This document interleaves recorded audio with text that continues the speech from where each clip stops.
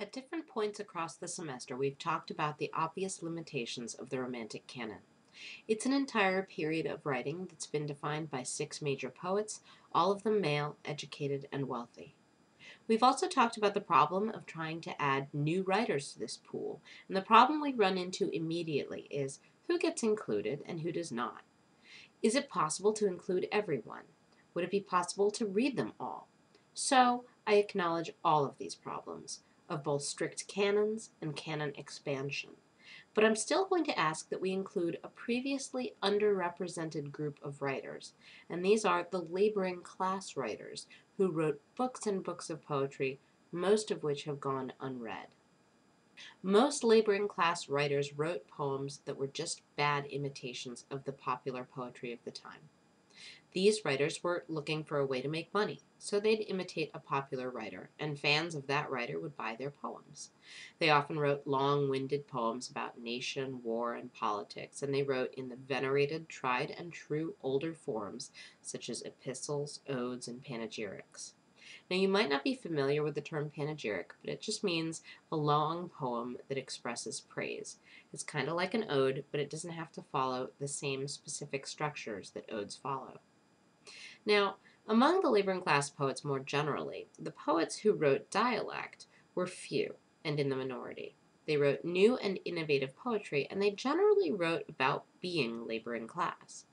They wrote in dialect about the countryside, about labor and enclosure and rural life. They wrote about all of these subjects with the authority of their real experiences. It was an authority the established poets didn't have. They all wrote about the same social, political, intellectual issues, but from the vantage point of a person in the countryside. Their poems were shorter and most commonly written in ballad form, often as satires. They also pioneered a new form of writing we call locodescription. This term describes a kind of poetry that's focused on describing the landscape. So, in this mini lecture, let's take a look at Robert Burns and John Clare, two laboring class poets who wrote using dialect. Now, these are poets whose language was part of their technique, so I'd like for us to think of them as bookending this period of laboring class writing, as a starting and an ending point, and as two of the most successful laboring class writers of the Romantic period. Robert Burns was as famous for his poetry as he was for his lewd and lascivious lifestyle. Like Byron, Burns had the kind of reputation that followed him. His alcoholism, low-class origins, and significant number of illegitimate children are just some of the things he had to overcome. But as you can see here, Burns's admirers were able to overlook his transgressions. This painting is of Burns being inaugurated as Poet Laureate of the Lodge of Canongate, Kilwinning, which is the oldest lodge room in the world.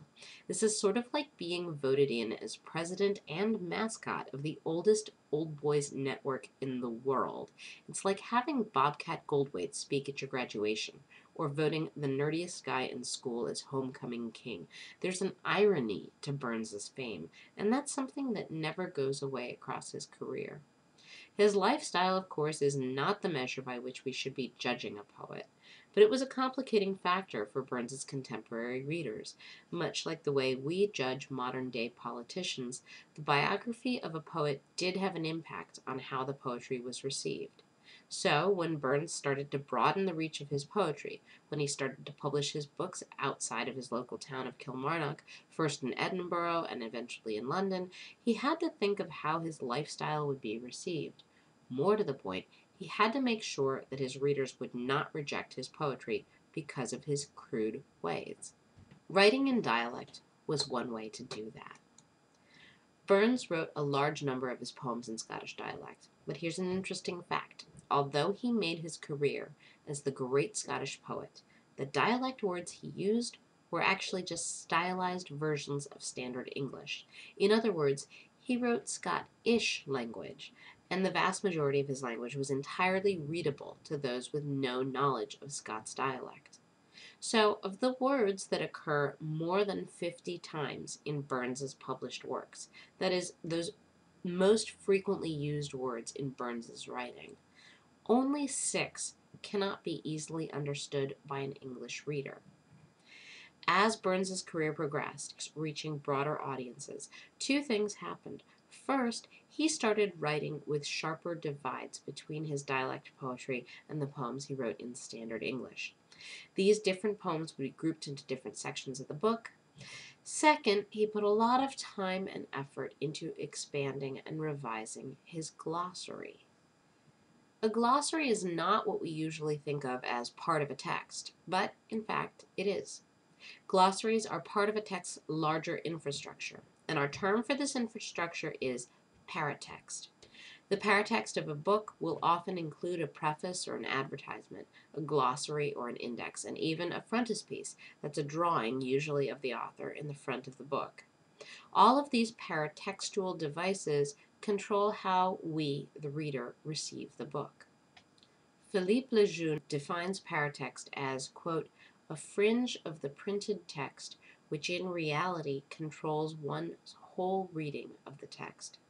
Gerard Genette calls paratext, quote, more than a boundary or a sealed border. The paratext is, rather, a threshold, a zone between text and off text, a zone not only of transition, but also of transaction, a privileged place of pragmatics and a strategy, of an influence on the public, an influence that is at a better service of a better reception for the text and a more pertinent reading of it.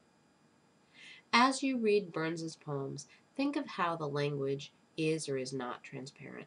What kind of help or hindrance would a glossary be? What about a huge glossary that was almost a dictionary of 1,200 words at the end of your now very heavy book? What does that glossary do for you? What does it do for Burns? John Clare is, in many ways, everything Burns was not. Their careers were nothing alike. Burns published his famous collection, poems chiefly in the Scottish dialect, and then published this book again and again. Clare published many books during his lifetime, but only the first one was well received. The second book was panned, and others were generally unread. Burns lived a short but famous life and died in poverty after drinking his money away. Clare's fame was very short-lived. He was eventually committed to an asylum where he wrote some of his greatest poems while completely mad. Burns wrote poetry in low and vulgar language to describe low life. Clare wrote about experiences with the natural world. His dialect was a tool for describing his beloved countryside. Burns was celebrated for writing in his fake Scots dialect. Clare was criticized for using real dialect words. One complicating factor for Clare was that he lived in the village of Helpston in Northamptonshire, and as you can see from this map, he was pretty close to London. By comparison, you can see how far away from London Burns was and how very far he was from the critical London reading audience. Burns could hide his eccentricities under the guise of being from a place that was socially and culturally different from London. Clare, on the other hand, became a threat to Englishness. His dialect words were insulting to Londoners who wanted their English to be kept pristine. Here's a short list of how dialect benefits laboring class writers. First, it's a clear way to identify laboring class poetry. You wouldn't catch an upper class writer writing in dialect, so this becomes a way for the lower classes to easily identify themselves to the reading public. Second, dialect becomes a way to distinguish which laboring class writers wrote about their own lives and environments, as opposed to those who were just imitating. As you can imagine, an uneducated, impoverished writer who could imitate the most famous poets could find great fame and fortune for their talent in being a mimic. But these were the poets who were famous for being great mimics, and that's not the same as being famous for your genius or for your poetry. Third, dialect was a way of signifying, of making a statement just by sounding different, of identifying yourself as unlike the reader, of making yourself into the other, of revealing yourself to be a trickster, a joker, a clown, and the figure who subverts cultural norms.